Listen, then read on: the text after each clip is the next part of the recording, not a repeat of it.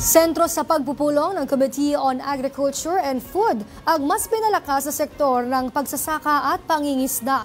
Kaugnay niyan ay inilatag na rin ang ilang mga plano ng komite ngayong 20th Congress. Nagbabalik si Faith Santiago.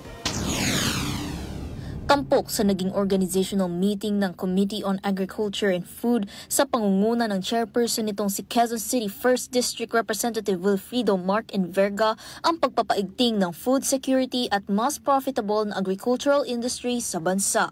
Ayon kay Representative Enverga, kailangan na agarang maaksyonan ang mga kinakaharap na issue ng agriculture sector ngayong 20th Congress. Ilan sa mga ito ay ang pagtaas ng bilihin, unstable na foreign at local markets, climate change at ang unti-unting pagkaubos ng mga magsasaka at mangingisda.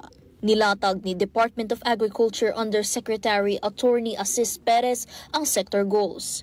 Una na dyan ang pagpapalawig ng food security sa pamamagitan ng pagpapabilis sa produksyong pang-agrikultura para sa mas abot kamay at masustansyang pagkain.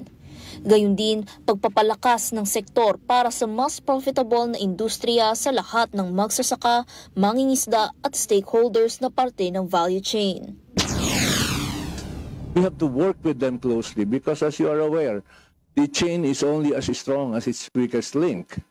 And so this has to be a continuous loop for this to work closely together. So we are very much into cooperation. Suportado naman ni Department of Agriculture o DA Secretary Francisco Chu Laurel Jr. ang pag-amyenda sa Republic Act No. 11203 o Rice Tariffication Law. Let us unite in amending the RTL. Let us give our rice farmers a fair chance to build a truly masaganang bagong Pilipinas. Ang amyendang ito ay makakatulong din sa paglago ng storage at intervention powers ng NFA.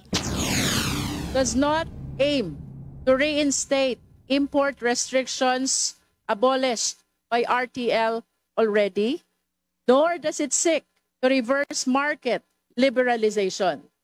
Rather, this measure provides a mechanism for timely, targeted state intervention to protect public welfare, promote agricultural sustainability, and uphold food security.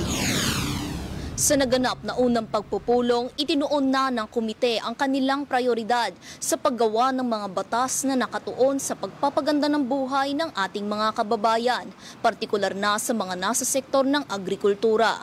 Para sa totoong balita sa Bagong Pilipinas, Faith Santiago, Congress News.